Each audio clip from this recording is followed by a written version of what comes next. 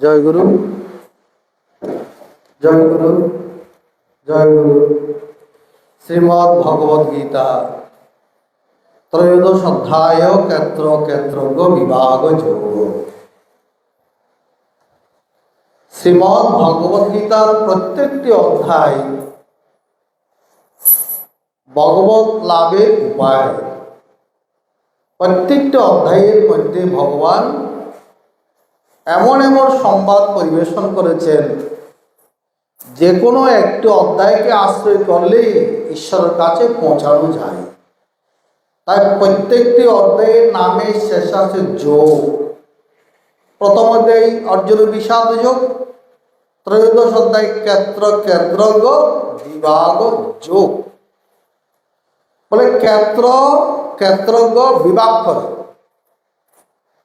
অর্থাৎ ভাগ করে না, পৃথক করো, তারপরে যোগ করো, যুক্ত করো। কিরকম? বলে ভাত আর হচ্ছে পাতর। সবাই তো ভাত খায়, ভাতের মধ্যে পাতরও থাকে। তো ভাত আর পাতর যে ভোক্তা, যে গ্রহণ করে, সে ভাগ করতে জানে। নিতান্ত অবুঝ না হলে কোনটা ভাত গ্রহণযোগ্য আর কোনটা পাতর ত্যায্য সে জানে। এটাই যে ভাগ করলাম, ভাত আর পাতর। এখন ভোক্তা কোন দিকে যাবে সেটা হলো যোগ। আগে ভাগ করো, তারপর যোগ করো, কোন ভাগটা তুমি নেবে।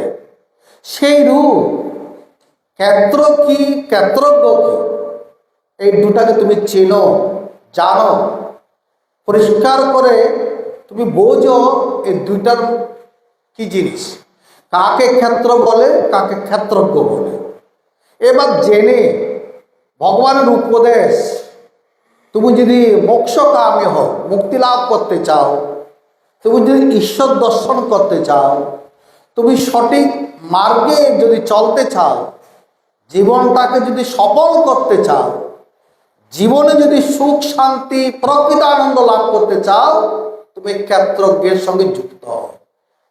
আগে ক্ষেত্র ক্ষেত্রজ্ঞ বিভাগ করো, ক্ষেত্র কি ক্ষেত্রজ্ঞ কি সেটা জানো। জেনে এবার তুমি যে বিবেকী হও, বিচারশীল পুরুষ হও, বৈরাগ্যবান পুরুষ হও, মুমুক্ষু হও, তাহলে তুমি ক্ষেত্রজ্ঞের সঙ্গে যুক্ত হয়ে জীবনে মুক্তি লাভ করো। এ হলো এই অধ্যায়ের সার কথা। এখন সেই জন্য ভগবানের কাছে অর্জুনের প্রথমেই প্রশ্ন, কাকে ক্ষেত্র বলে, কাকে ক্ষেত্রজ্ঞ বলে, কাকে জ্ঞান বলে, কাকে জ্ঞেয় বলে, কাকে পুরুষ বলে, কাকে প্রকৃতি বলে। প্রকৃতি পুরুষঞ্চৈব ক্ষেত্র ক্ষেত্রজ্ঞমেব চ এতদ্ বেদিতুমিচ্ছামি জ্ঞানং জ্ঞেয়ঞ্চ কেশব। একজন যথার্থ শিষ্যের উপযুক্ত প্রশ্ন। আমরা তো শিষ্য হয়েছি উদর পোষণের জন্য। গুরুর কাছে যাব, কিভাবে টাকা রোজগার করব, কিভাবে মেয়ের বিয়ে দেব, ছেলের লেখাপড়া হবে, কর্তার উন্নতি হবে, সব কিছু নিজের ভরণ পোষণের নিমিত্ত গুরুর কাছে যায়। আর অর্জুনও গুরুর কাছে ছিলেন, প্রশ্ন করেছিলেন। তিনি প্রকৃত প্রশ্ন, এটাকে বলা হয় প্রকৃত পরিপ্রশ্ন। যে প্রশ্নের উত্তরে জীবনের কল্যাণ আসে, যে প্রশ্নের উত্তরে জীবনের সফলতা আসে, যে প্রশ্নের উত্তরে জীবনের সর্বোৎকৃষ্ট বস্তু লাভ হয়, সেই জন্য অর্জুন এই কথাগুলো জিজ্ঞাসা করেছিলেন। কারণ অর্জুন বিবেকী ছিলেন, অর্জুন সরল ছিলেন, অর্জুন জ্ঞান লাভ ইচ্ছুক ছিলেন, অর্জুন মুক্তি লাভ ইচ্ছুক ছিলেন, অর্জুন মোহ থেকে মুক্তি পেতে চাইছিলেন। আমরা সবাই তো মোহের মধ্যে যুক্ত হতে চাই। তাই আমাদের দেহ সম্বন্ধীয়, গেহ সম্বন্ধীয় সব কথাবার্তা, আমরা দেহ থেকে বাইরে যেতে চাই না। তার পরিণামও কি, সেটাও গীতার বিভিন্ন অধ্যায়ে ভগবান ব্যাখ্যা করেছেন। এবার যা প্রথমে অর্জুনের প্রশ্নের উত্তরে ক্ষেত্র এবং ক্ষেত্রজ্ঞ দুটা জিনিস ভগবান বুঝিয়েছেন। কি বুঝিয়েছেন? ইদং শরীরং কৌন্তেয়। আচ্ছা, ক্ষেত্র কি, মানে ক্ষেত্র শব্দের অর্থ কি? এই যে অর্জুন প্রশ্ন করলেন আর ভগবান উত্তর দিলেন শরীরটা ক্ষেত্র। আর ক্ষেত্র শব্দের অর্থ কি? মহাত্মারা বলেছেন ক্ষেত্র শব্দের অর্থ হলো কত ত্রাণাৎ, তাই ক্ষেত্র। ক্ষত থেকে যাহা মুক্তি দান করে, ক্ষয়া ক্ষয় হয়ে যায়। ক্ষেত্রের আরেকটা তো যেটা ক্ষয় হয়ে যায়, চিরদিন থাকে না, আজ আছে কাল নেই, করোনা অর্থাৎ বিকার প্রাপ্ত হয়, আজকে একরকম কালকে একরকম। তা বলছে ক্ষেত্রবোধ। ক্ষেত্রবোধ মানে জমির মতো, জমিতে যেমন ফসল উৎপন্ন হয়, এই ক্ষেত্রটার দ্বারা ফসল উৎপন্ন হয়। তো ভগবান বলছে সেই ক্ষেত্রটা কি, ইদম শরীরম কন্তে, এই শরীরটাই ক্ষেত্র। এবার আমরা বিচার করব, ওই যে ক্ষেত্রে যে চারটি অর্থ করেছেন, এই শরীরের সঙ্গে সেটা মিলে কিনা। তো ক্ষেত্রের একটা অর্থ হলো কত ত্রাণাৎ, ক্ষত থেকে ত্রাণ করেন। তো শরীরটা ক্ষত থেকে ত্রাণ করেন, কি ত্রাণ করেন? এই শরীর দ্বারা সাধনা করে অজ্ঞান রূপ ক্ষত থেকে জীবকে মুক্তি দান করে। আমাদের সকলের কত হলো অজ্ঞানতা, অন্ধকার, অবিদ্যা, অসত্যকে সত্য মনে করা, অনিত্যকে নিত্য মনে করা, অসুন্দরকে সুন্দর মনে করা। দেখেন না জগতের মধ্যে বৈজ্ঞ বস্তুর প্রতি আমাদের মন আকর্ষণ, কামিনী কাঞ্চনের প্রতি মন আমাদের উদ্গিরি, ভোগলোলুপতা মন, যার পরে আমরা পাপ করছি, অন্যায় করছি, অপরাধ করছি, অপহরণ করছি, আঘাত করছি, অনুশোচনা নাই, অনুতাপ নাই। এই যে অজ্ঞানতা, অজ্ঞানতার দ্বারা মানুষ অধর্ম করে, অশাস্ত্রীয় জীবন যাপন করে, অবৈজ্ঞ বক্ষণ করে, যা কিছু সে মতো চলে, স্বেচ্ছাচার জীবন যাপন করে, উশৃঙ্খল জীবন যাপন করে, কাউকে পরোয়া মনে করে না, বড়জনকে মনে শ্রদ্ধা করে না, চতুর্থের তোয়াক্কা করে না, ধর্মের তোয়াক্কা করে না, শাস্ত্রের তোয়াক্কা করে না, টাকা আছে পয়সা আছে, যেমন খুশি তেমন চলে। অজ্ঞানতা। এই অজ্ঞান রূপ ক্ষত থেকে এই শরীর দ্বারা সাধনা করে জীবকে মুক্তি দান করে বলে এই শরীরের নাম ক্ষেত্র। একটা অর্থ কত ত্রাণাৎ। তাহলে কত হলো অজ্ঞানতা। যে অজ্ঞানতার কারণে মানুষ অত কিছু করে সংসারে, সব তো অজ্ঞানের খেলা চলছে। আমরা তো মনে করছি IA BA doctor engineer IT হয়ে আমরা বিরাট বিরাট শিক্ষিত হয়ে গেছি। এগুলো সব অজ্ঞানতা। জাগতিক জ্ঞানকে জ্ঞান বলে না।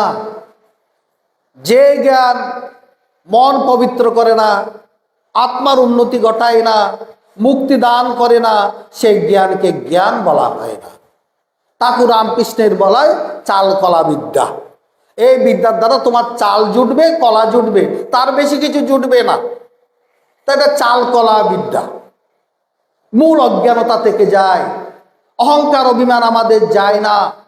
যেখানে যে শিক্ষা যত উচ্চ শিক্ষিত হয় তার অহংকার এক ডিগ্রি আরো বাড়তে থাকে।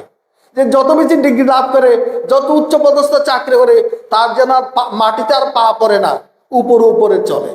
অজ্ঞানতা। তাহলে এখানে এগুলোকে জ্ঞান বলা হবে? অজ্ঞানতা। এই অজ্ঞানতা থেকে এই শরীর সাধনা করে এই অন্তরে যে জীবকে মুক্তি দান করে, তাই এই শরীরের নাম কত ত্রাণাৎ। ক্ষয়াত। ক্ষয়াত মানে ক্ষয় হয়ে যায়। কিরকম বলে মোমবাতির মতন। একটা মোমবাতি আপনি জ্বালিয়ে দেন, 1 ঘন্টা পর মোমবাতিটা জ্বলতে জ্বলতে জ্বলতে জ্বলতে কি হয়ে গেল? ক্ষয় হয়ে গেল। থাকবে? 1 ঘন্টা পর মোমবাতিটা থাকবে? এত বড় মোমবাতি হলে থাকবে না। এই শরীরটা শিশুরূপে জন্মগ্রহণ করলো, একটু বড় হলো, শৈশব, কৈশোর, যৌবন, বৃদ্ধ, মৃত্যু, ক্ষয় হয়ে গেল। একটা মোমবাতির মতো জীবনটা। তাই এই শরীরের নাম এই জন্য ক্ষেত্র। ক্ষেত্র মানে ক্ষয়াত, যেটা তিলে তিলে তিলে তিলে তিলে তিলে ক্ষয় হয়ে যাচ্ছে। যেদিন জন্মগ্রহণ করেছি সেদিন আমরা মৃত্যুর ট্রেনে উঠে গেছি। আর ট্রেনটা ধীরে ধীরে চলতে চলতে চলতে চলতে এই ট্রেনের গন্তব্যস্থল শ্মশান। ট্রেনটা কোথায় যাবে? শ্মশানে যাবে। যেদিন জন্মগ্রহণ করেছি সেটা হসপিটালে হোক, বাড়িতে হোক, মৃত্যু ট্রেনে উঠে গেছে। আর ট্রেনটা আমাকে বয়ে বয়ে নিয়ে যাচ্ছে। কতদূর নিয়ে যাবে? তার গন্তব্য শ্মশান। তার মানে ক্ষয়াত। ক্ষয়াত, তাই এই শরীরের নাম ক্ষেত্র। বলল করোনাথ ক্ষেত্র। করোনাথ মানে বিকারগ্রস্ত, একরকম থাকে না। শিশুরূপে জন্মগ্রহণ করছি, কৈশোর অবস্থা এসেছে, যৌবন অবস্থা এসেছে, হ্যাঁ প্রো অবস্থা এসেছে, বার্ধক্য অবস্থা আছে। এই যে শরীর, এই যে তার ধীরে ধীরে ধীরে ধীরে বিকার হতে হতে হতে হতে মানুষের শরীরে 6টা বিকার: জন্ম, অস্থি, বৃদ্ধি, পরিণাম, অপক্ষয়, বিনাশ। এই 6টি বিকার প্রত্যেকটা মানুষের মধ্যে আছে, শরীরের আছে। সকল শরীরধারী জীব জন্তু পশু পক্ষী সকলেই এরকম বিকারগ্রস্ত হয়ে যায়।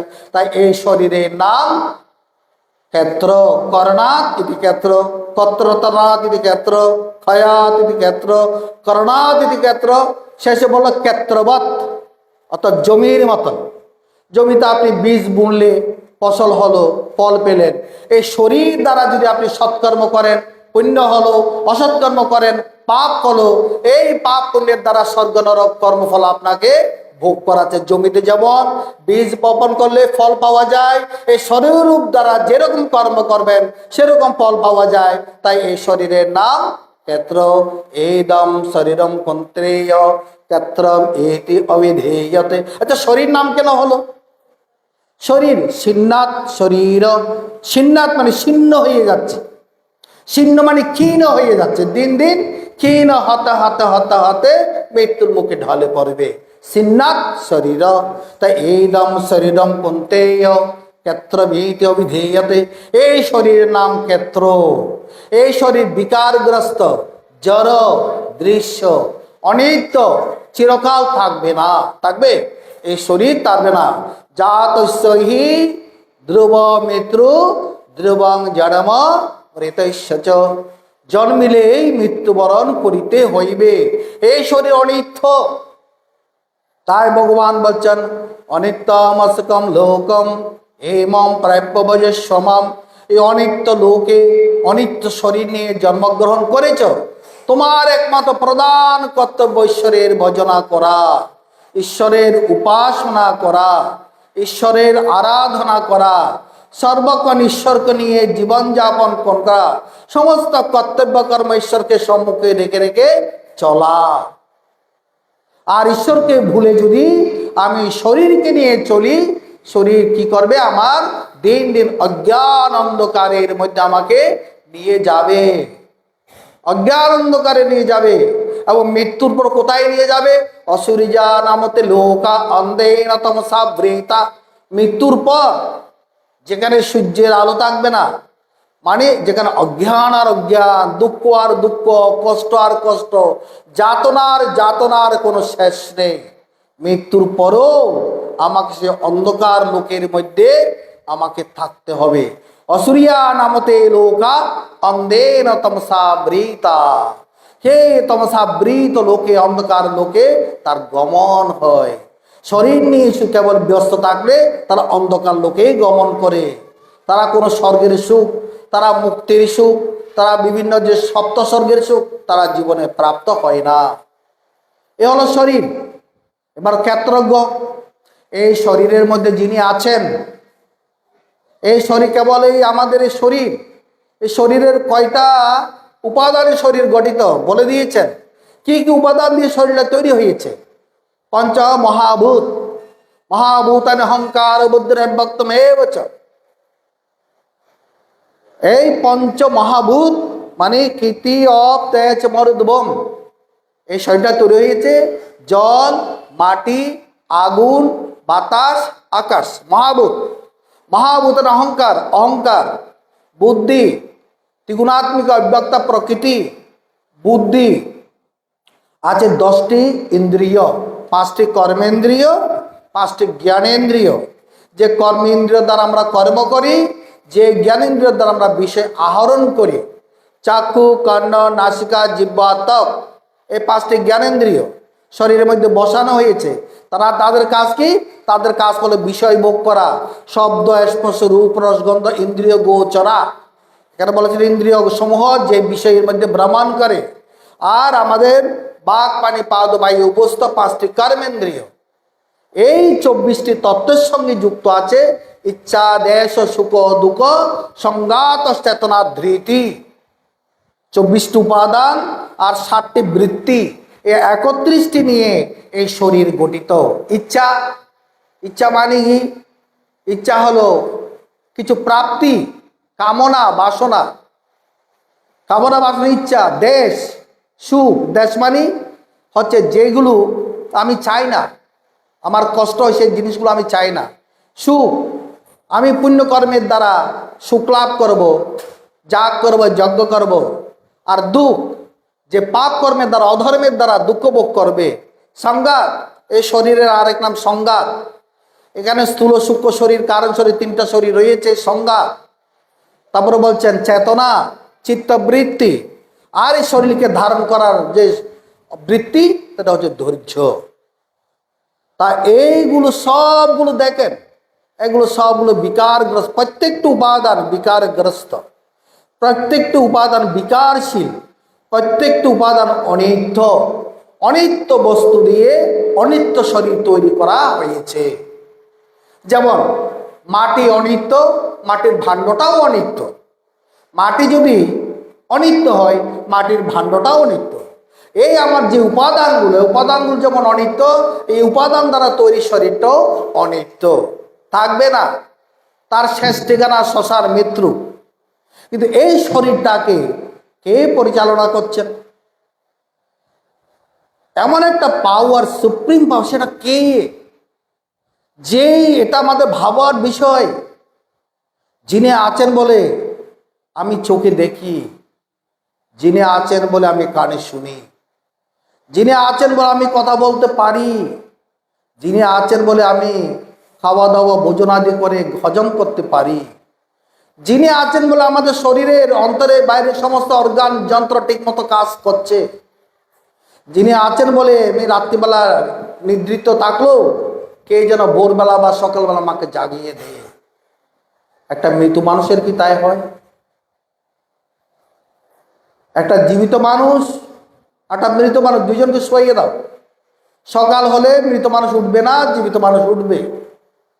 কেননা ওই যে মৃত মানুষ, সে কাটা ভাল, ফল পাকিলে লতাকে ধারণ করার ক্ষমতা আর তার থাকে না, ফলটা লতা থেকে ঝরে যায়। আম পাকলে তার আর ওখানে থাকার আর তার যোগ্যতা হারিয়ে ফেলে, সে ফল ঝরে যায়।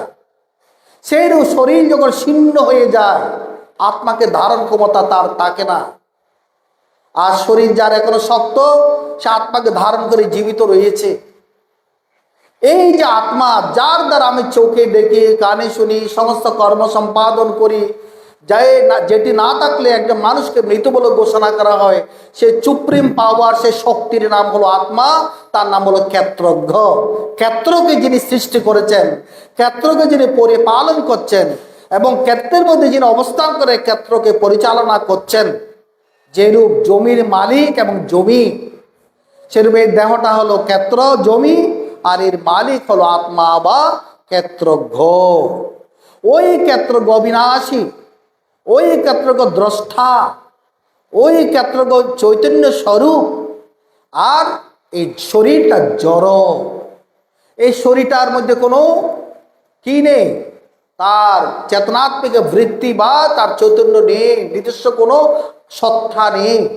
কেউ চালালে তবে শরীরটা চলে।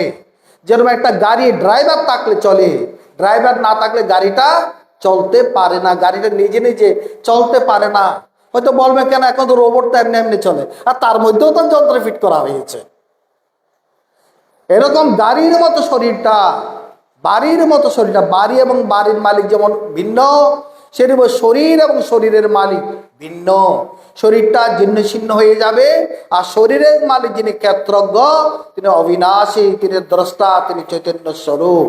এ হলো ক্ষেত্র এবং ক্ষেত্রজ্ঞের পরিচয়। এই ক্ষেত্রজ্ঞের জ্ঞানকে বলা হচ্ছে যথার্থ জ্ঞান। আমার ক্ষেত্র জ্ঞানেরও দরকার, ক্ষেত্রজ্ঞ জ্ঞানেরও দরকার। ক্ষেত্রকে কেন জানবো? তার মোহ ত্যাগ করার জন্য, শরীরের মায়া, শরীরের মোহ, শরীরের আসক্তি ত্যাগ করার জন্য ক্ষেত্রকে জানা দরকার। আর ক্ষেত্রজ্ঞকে কেন জানবো? ক্ষেত্রজ্ঞকে উপলব্ধি করার জন্য, অনুভব করার জন্য। যাকে উপলব্ধি করলে, অনুভব করলে কি হবে? আমার সুখ, শান্তি, আনন্দ লাভ হবে। সেই জন্য ভগবান আজকে বলেছেন, দেখো তুমি যদি ক্ষেত্রজ্ঞকে জানতে চাও, সে জ্ঞানের সাধনা করো, তোমাকে যোগ্য হয়ে উঠতে হবে, পাত্র হয়ে উঠতে হবে। জগতের মধ্যে ভগবানের কৃপার কোনো অভাব নেই। আমরা সকলে কৃপা করো, কৃপা করো, কৃপা করো বলে চিৎকার করছি। আসলে আমরা নিজেরা তো পাত্রই নয়। কৃপা ভগবান কাকে করবে? আরে বেটা, কৃপা পাওয়ার আগে নিজেকে পাত্র করে তুলো। ভগবান তো কৃপা করে রয়েছে। জন্মের আগে থেকে ভগবান কৃপা করে বসে রয়েছেন। জন্মের আগে থেকে ভগবান কৃপা করছেন না? একটা মানুষ উপযুক্ত বায়ু, উপযুক্ত তাপ, উপযুক্ত জল না পেলে বাঁচতে পারে? আমার জন্মের আগে এগুলোকে এসেছে কিনা, না পরে এসেছে? তো আমাকে কৃপা করো, কৃপা করে বলার কি দরকার? কৃপা তো ভগবান করেই চলেছেন। বরং ভগবানের কৃপার মর্যাদা লঙ্ঘন করছি আমরা। কৃপা পেয়েও কৃপার মর্যাদা লঙ্ঘন করছি। তার প্রতি আমাদের কৃতজ্ঞতা বোধ নেই। কৃতজ্ঞতা বোধ লাগলে আমরা ত্রিসন্ধ্যা করতাম, সৎসঙ্গ করতাম, অসৎসঙ্গ ত্যাগ করতাম, অধার্মিকতা ত্যাগ করতাম, অশ্রদ্ধা ত্যাগ করতাম, অখাদ্য ত্যাগ করতাম, অবৈক্য ত্যাগ করতাম। করছি কি? ভগবানের কৃপার মর্যাদা তো আমরা দিচ্ছি না। শুধু বলছে কৃপা করো, কৃপা চাইতে হয় ভগবানের কৃপা। পাত্র হোক, কৃপা তো ঢালছে। আমার পাত্র যদি ফুটা হয়, কৃপা তো ওই ফুটা পাত্রের মধ্যে জল ঢাললে তলা দিয়ে বেরিয়ে যাচ্ছে। ভগবানের কৃপা তো ধারণ করার ক্ষমতা নেই। এই কৃপা ধারণ করার জন্য ভগবান যে অমানিত্যম, তুমি অমানি হও। তুমি তো শরীরের মান নিয়ে একেবারে নিজেকে বিরাট হম্বতম্ব মনে করো।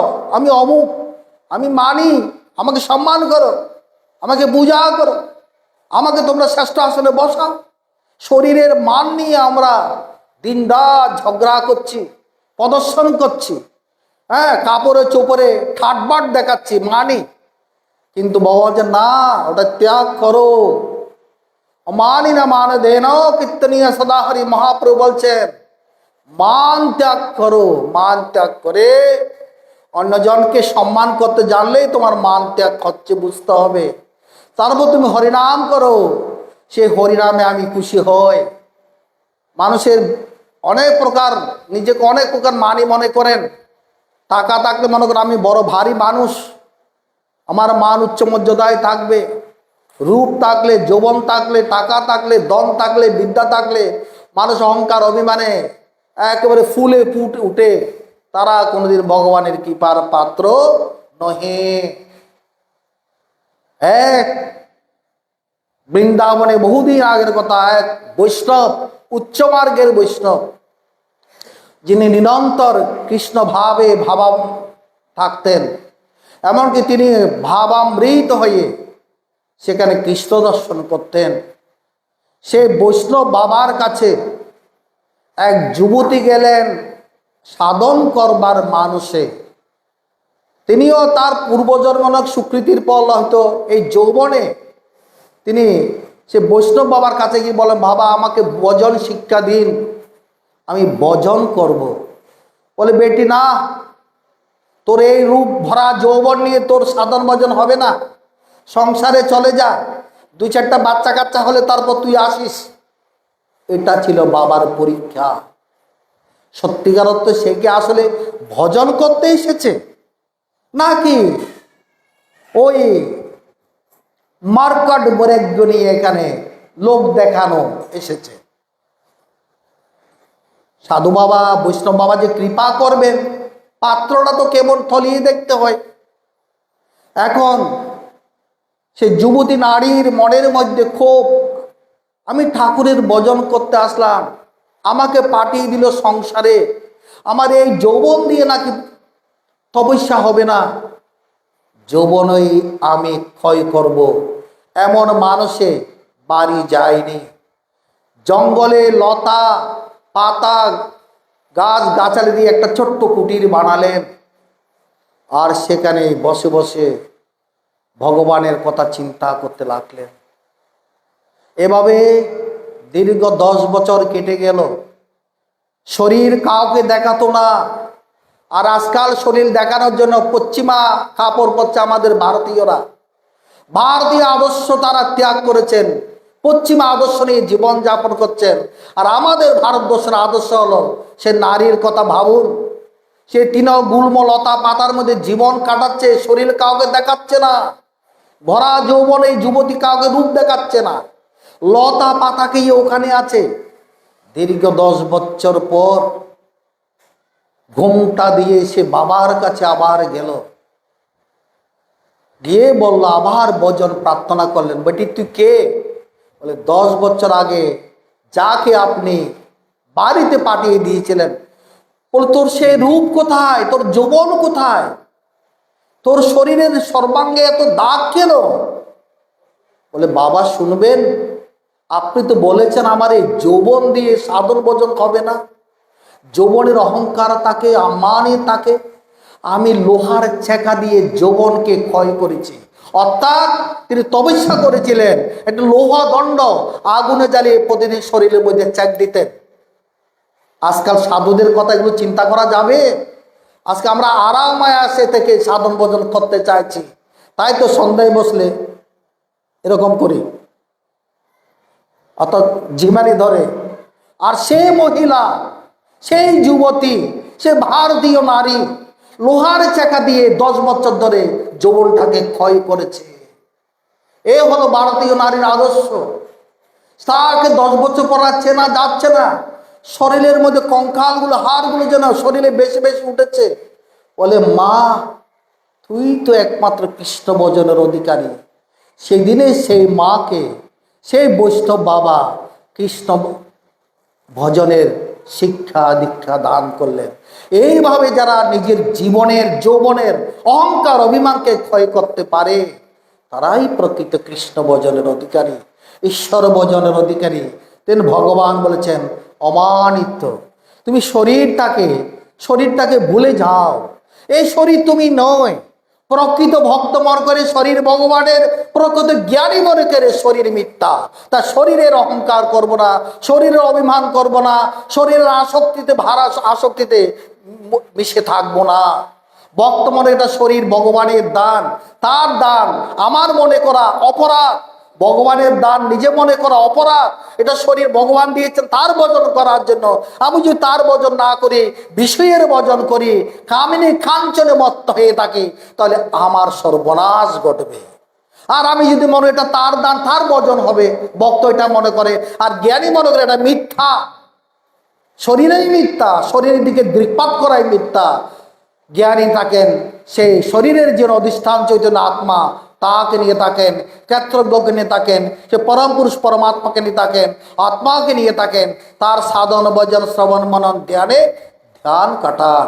তাই এই যে ভগবানের কৃপা পাওয়ার জন্য যে যুবতী নারী নিজেকে পাত্র করে তুলেছেন, ভগবান কৃপা দান করেছেন, আমাদেরকে পাত্র করে তোলার জন্য ভগবান বলছেন অমানিত্যম, মান শূন্য হও। শরীরের মান চেয়েও না, যৌবনের মান চেয়েও না, টাকার মান চেয়েও না। অধম্বিত ধম্ম ত্যাগ করো, ক্ষণে ক্ষণে মিথ্যা যে ধম্ম প্রকাশ করো, অভিমান প্রকাশ করো, এগুলো ত্যাগ করো। অহিংসা, হিংসাবৃত্তি ত্যাগ করো। তারপর কি বলছেন? অমানিত্যম অদম্বিতম অহিংসা ক্রান্তির আর্জবম। তোমাকে কেউ যদি গালি দে, তোমাকে কেউ যদি আঘাত করে, ক্ষমা করে দাও, মনে করে সেটা তোমার প্রভুর দান। ভগবান যা করেন মঙ্গল, কারণ তার ইচ্ছা ছাড়া জগতে একটি পাতাও নড়ে না। তিনি যদি আমাকে অপমান করতে চান করুক, তিনি যদি আমাকে আঘাত করতে চান করুক, আমি তার দিকে দৃষ্টি করব, শরীরের দিকে দৃষ্টি দেব না। যে আঘাত করে তাকে ক্ষমা করব। একবার প্রহরী বাবার কুটিরে একটা কুকুর এসে তার সারাদিনের এক আহার, একটা 2টা রুটি মুখে করে নিয়ে যাচ্ছে, তার মুখে করে নিয়ে যাচ্ছে কুটিগুলি। পরে বলছে, আরে ঠাকুর দাঁড়াও দাঁড়াও, রুটিতে এখনো ঘি মাখানো হয়নি, দাঁড়াও, রুটিতে একটু ঘি মাখিয়ে দিয়ে তারপর তুমি সেবা করো। কিরকম দৃষ্টি, কিরকম দৃষ্টি!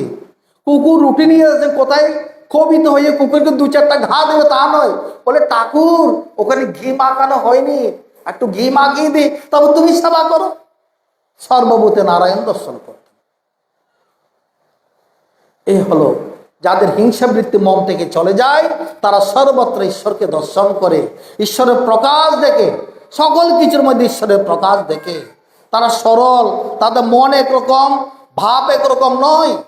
তারা মনে যা, বাহিরে কর্মে তা, বাক্যে তা, ভাষায় তা। বাক্যে ভাষায় যাহা প্রকাশ পায়, মনে যাহা তাকে তাহা। তারা মনে একরকম, ভাব বাইরে আরকম, এরম নয়। তা আর্যবম সরলতা আচার্য উপাসনম শৌচম। তারা নিত্য গুরু সেবা করে, নিত্য গুরু উপাসনা করে, নিত্য গুরু কর্তৃক সন্ধ্যা পালন করে, গুরুর বাক্য পালন করে। তারা নিয়মিত গুরুদেবের ধ্যান করে, গুরুদেবের চরণ বন্দনা করে। শৌচম, তারা সদা পবিত্র থাকে, অন্তরে বাহিরে পবিত্র থাকে। অন্তরে বাহিরে কখন পবিত্র হয়? মানুষ যদি হিংসাবৃত্তি ত্যাগ করে, মিথ্যাবৃত্তি ত্যাগ করে, চৌর্যবৃত্তি ত্যাগ করে, তখনই মানুষ শুদ্ধ হয়। তার আগে মানুষ কখনো শুদ্ধ হয় না। কেবল কাপড়ে চোপড়ে ওই সাবানে জলে স্নান করে কেউ শুদ্ধ হয় না।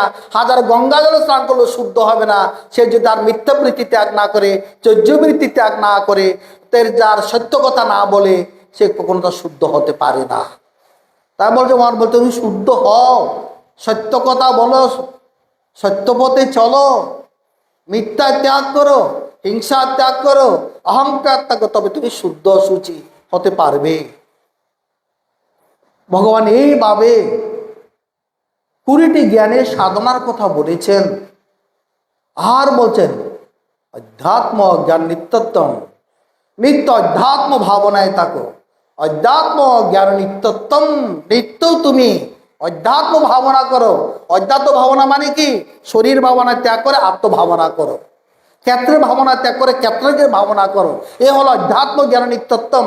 নিত্য যদি তোমার আত্মভাবনা না থাকে, শুধু শরীর নিয়ে থাকে, ওই শরীরের প্রতি তোমার মোহ আসবে, শরীরের প্রতি আসক্তি আসবে, শরীরের প্রতি অহংকার আসবে, শরীরের প্রতি অভিমান আসবে। এই শরীর তোমাকে একদিন ডুবাইয়া দেবে। তাই ভগবান বলছেন তুমি জ্ঞান পথে যাও, জ্ঞান পথে যাও, কর্মযোগের পথে যাও, বা ভক্তি পথে গুরুর বাক্য আদেশ অনুসারে যাও।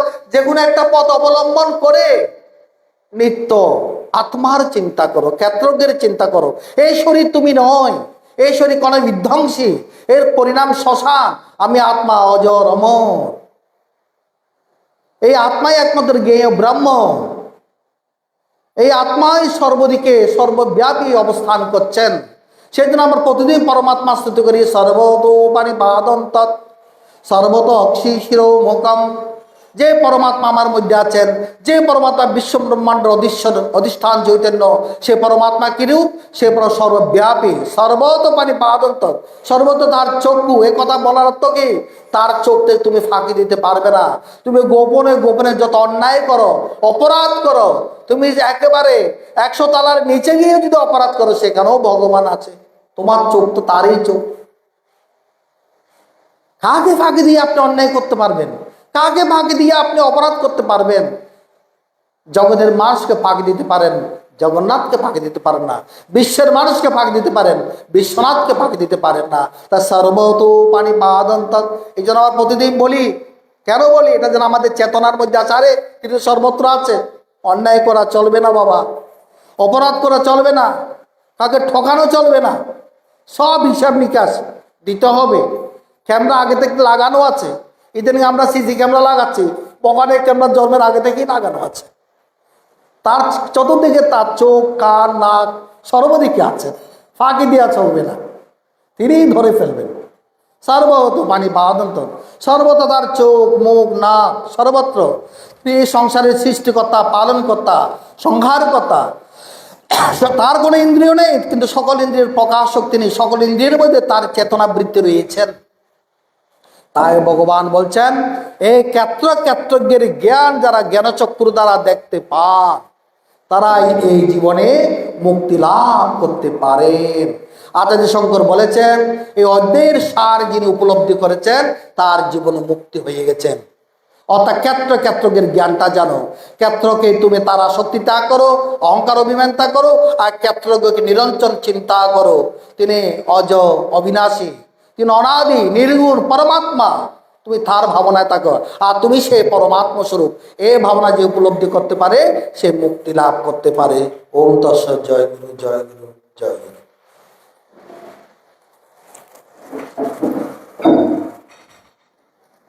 হরি ওম তৎসৎ।